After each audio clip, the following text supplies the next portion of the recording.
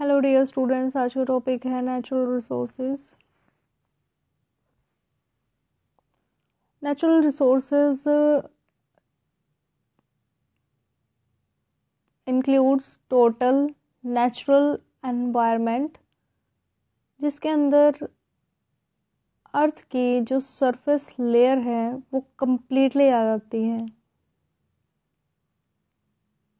अब अर्थ की जो सरफेस के ऊपर जितने भी पार्ट्स प्रेजेंट हैं वो सभी कंट्रीब्यूट करते हैं production of necessities and comfort of Mankind. मतलब नेचुरल रिसोर्सेज वो चीज़ें हैं जो अर्थ के ऊपर प्रेजेंट हैं, अर्थ से हमें मिलती हैं और ह्यूमन बींग्स की जितनी भी रिक्वायरमेंट्स हैं उनसे फुलफिल होती हैं। नेचुरल रिसोर्सेज में सबसे पहला नेचुरल रिसोर्स है वाटर। वाटर एक रिन्यूएबल रिसोर्स होता है। According to the intensity of annual rainfall 4 zones present होती हैं: wet zones, intermediate zone, semi arid zone और एरिड जोन। वेट जोन की बात करें तो यहाँ पे रेनफॉल वेरी हाई होता है। इंटरमीडिएट जोन की बात करें तो यहाँ पे भी रेनफॉल हैवी होता है। सेमी एरिड जोन जिसमें मॉडरेट टाइप ऑफ रेनफॉल होता है और एरिड जोन के अंदर वेरी लो रेनफॉल होता है। 2 टाइप्स ऑफ वाटर रिसोर्सेज हो सकते हैं: फ्रेश वाटर रिसोर्सेज और marine resources. Fresh water resources exhaustible होता है। About 84% of total global evaporation ocean surface से होता है और बाकी बचा हुआ 16% लैंड सरफेस से होता है। वाटर एसेंशियल है लाइफ के लिए। ग्राउंड वाटर जो है ये जैसे ही बारिश आती है तो बारिश वाला पानी जो है वो परकोलेट हो जाता है into the ground through air spaces of the soil, तो इससे बनता है ground water. Zone of saturation की बात करें तो पोरस सोइल के अंदर जब वाटर जो है वो सैचुरेशन पॉइंट तक पोरस सोइल जो है होल्ड कर लेती है।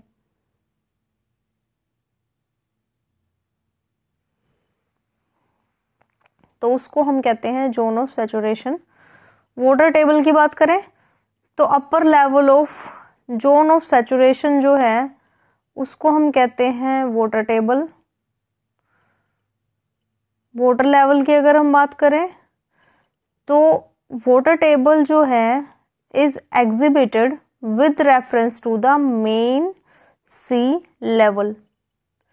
तो vertical distance from a place on the surface to the water table उसको हम कहते हैं वाटर लेवल। ग्राउंड वाटर जो है वो यूजफुल होता है क्योंकि ये प्रोवाइड करता है सोइल मॉइस्चर ताकि प्लांट्स ग्रो कर सकें। ह्यूमन कंजप्शन में भी यूज होता है। ये रिक्वायर्ड होता है for various type of industries में। ये रिक्वायर्ड होता है इरिगेशन पर्पस के लिए। ये रिक्वायर्ड होता है कंस्ट्रक्शन ऑफ बिल्डिंग के लिए। मैराइन रिसोर्सेज की बात करें तो मैराइन रिसोर्सेज में आ जाता है, जो मैराइन रिसोर्सेज है वो सोर्स ऑफ फूड है। काफी सारे edible animals, mainly fishes, ocean से ही, मैराइन वाटर से ही मिलते हैं। सी वीड्स जो कि एडिबल होते हैं जैसे कि ब्राउन एल्गी, कैल्प्स। काफी सारे प्रोडक्ट्स जैसे कि एल्गीन है, अगर है, डाइट मिक्स है, ये सारे मैराइन रिसोर्सेज ही हैं। सी टाइड्स से पावर जनरेट भी हो सकती है। एक्सट्रैक्शन ऑफ कॉमन साल्ट है, ऑफ शोर टर्मिनल है, commercial navigation, shipping, valuable jewellery जो कि पर्ल से बनती है, sources of calcium and quicklime, ये सारे मैराइन रिसोर्सेज है जो कि हमें मैराइन वाटर से मिलते हैं। ग्रासलैंड्स की अगर हम बात करें तो ग्रासलैंड जो हैं वो प्रोवाइड करते हैं फोरेज एंड हैबिटेट। ड्राई है जो है वो हमें मिलता है टोल ग्रासेस से, जो कि ग्रासलैंड्स में प्रेजेंट होती हैं। ग्रासेस जो हैं वो सोयल बाइंडर का काम करती हैं। ओवर पॉपुलेशन की वजह से क्या हो रहा है कि ग्रासलैंड जो है वो उनका डिग्रेडेशन होता जा रहा है। ओवर ग्रेजिंग जो है वो भी ग्रासलैंड्स के डिग्रेडेशन में हेल्प करते हैं और इसकी वजह से, ओवर ग्रेजिंग की वजह से सॉइल इरोजन जो है वो बढ़ता जा रहा है। ग्रासलैंड मैनेजमेंट की अगर हम बात करें तो हम कर सकते हैं by rotational grazing, timely protection from grazing, woody shrinks and weeds को रिमूव करके, conservation of soil and water, recycling of nutrients, use of controlled burning of dried mulch can be done, maintain crops of domestic and wild herbaceous mammals। Energy की बात करें तो ये include करता है firewood, cow dung cakes and vegetable waste, fuel wood, fossil fuels like कोयल, petroleum and natural gases इसके अंदर इंक्लूड होते हैं। और अल्टरनेटिव रिसोर्सेज ऑफ एनर्जी जो हैं जैसे कि बायोगैस है, सोलर एनर्जी है, विंड एनर्जी है और टाइडल एनर्जी इसके अंदर इंक्लूड होती है। वेटलैंड्स की बात करें तो लो लाइंग रीजन्स जो हैं उनको हम वेटलैंड्स कहते हैं। ये फ्रेश वाटर भी हो सकते हैं, साल्ट वाटर भी हो सकते हैं। फ्रेश वाटर की बात करें तो फ्रेश वाटर वेटलैंड्स में 3 तरह के होते हैं, marshes, swamps and riverine.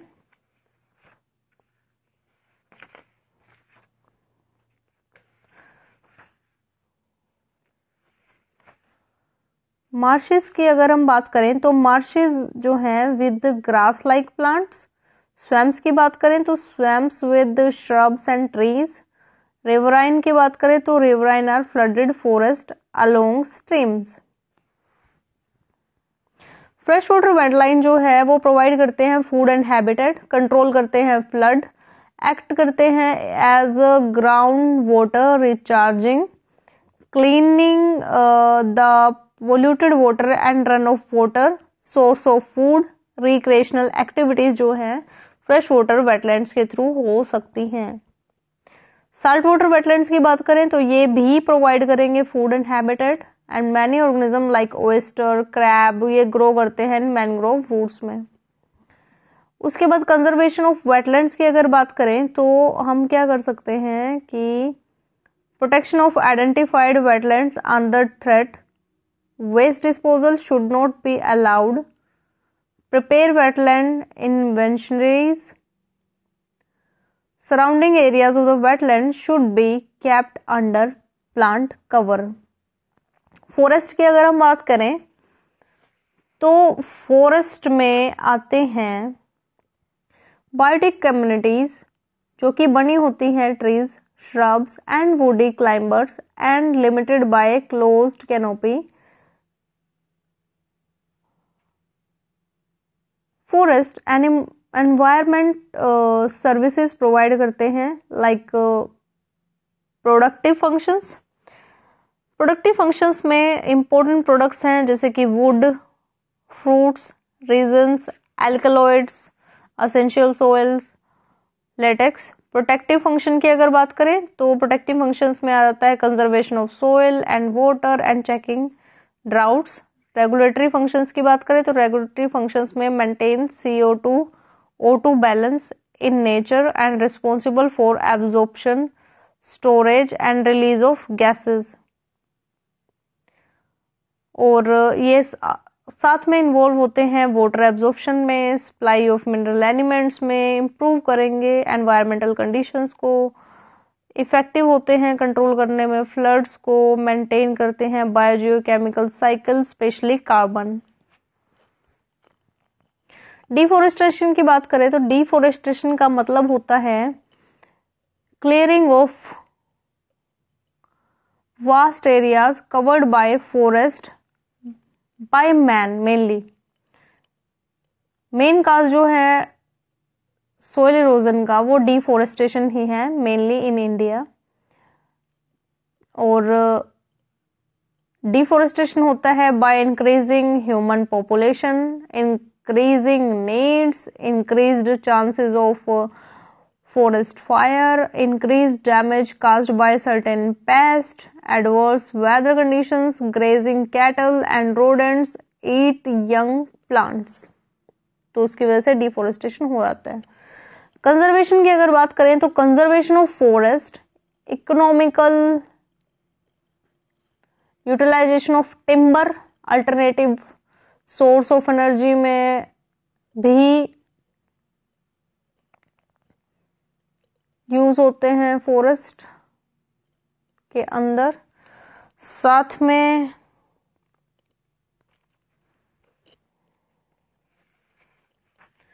Deforestation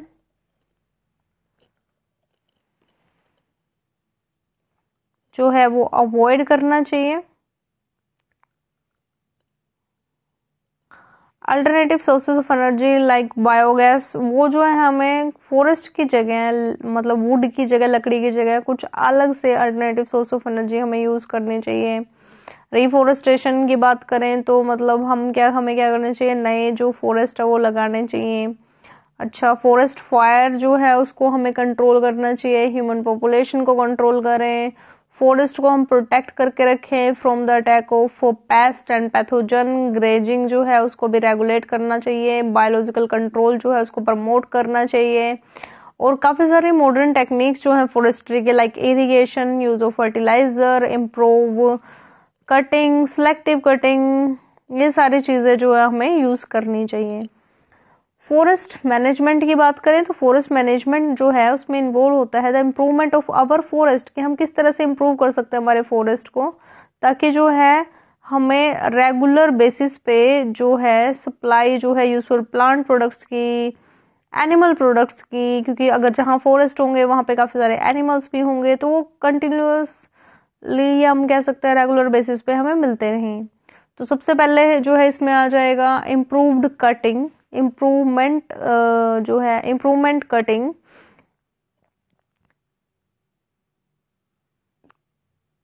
second है सिलेक्टिव कटिंग। उसके बाद है forest floor should be cleared of overcrowding, जो है उस ट्रीज की उसको अवॉइड करना चाहिए। एफोरेस्टेशन प्रोग्राम जो कि 3 तरह के हैं, soil forestry program, agro forestry program, urban forestry program और सोशल फॉरेस्ट्री। तो सोशल फॉरेस्ट्री प्रोग्राम जो है वो स्टार्ट हुआ था इन 1976। इसमें इन्वॉल्व होते हैं the forestation on the public and common lands for fuel, fodder, timber for agricultural equipments and fruits. These are mainly meant for rural people। और इनका मेन एम था कि हम जो एग्जिस्टिंग फॉरेस्ट है उनसे जो डिमांड है उसको हम रिड्यूस कर पाए। Main aim to reduce the demand on existing forest. Agro forestry program की बात करें तो multiple use of same land for agriculture, for animal husbandry, for forestry. Urban forestry program की बात करें तो इसके अंदर एफोरेस्टेशन जो है वो इन्वॉल्व होता है इन अर्बन लैंड एरियाज में। Example along the roads, big parks, big compounds. Social forestry, इसका एम है टू प्लांट ट्रीज, प्लांट करना ट्रीज को, श्रब्स को और अनयूज्ड लैंड पे। उसके बाद है फॉरेस्ट कंजर्वेशन एक्ट 1980 के अकॉर्डिंग क्या है कि जो डिफोरेस्टेशन है उसको चेक करना फॉर नॉन फॉरेस्ट्री पर्पसेस के लिए। डिफोरेस्टेशन और डिवीजन ऑफ फॉरेस्ट लैंड उसको चेक करना। 5 जून जो है वो सेलिब्रेट किया जाता है world environment day every year, ये आप सबको पता ही होगा। कंजर्वेशन स्ट्रेटजीज की अगर हम बात करें तो कंजर्वेशन स्ट्रेटजीज में सबसे पहले आता है कि जो एंडेंजर्ड स्पीशीज है उसको सबसे पहले प्रायोरिटी देनी चाहिए ओवर वनरेबल स्पीशीज, और वनरेबल स्पीशीज को प्रायोरिटी देनी चाहिए रेयर स्पीशीज के ऊपर। Game hunting should be avoided. Effective national and international bodies should be set up to control and coordinate conservation programs. Wild relatives of all our useful plants and animals should be conserved. मतलब जितने भी wild varieties हैं उनको हमें conserve करके रखना है। और मेन एम्फोसिस जो है वो हमें पूरे इकोसिस्टम के ऊपर देनी चाहिए, ना कि सिंगल एक स्पीशीज के ऊपर।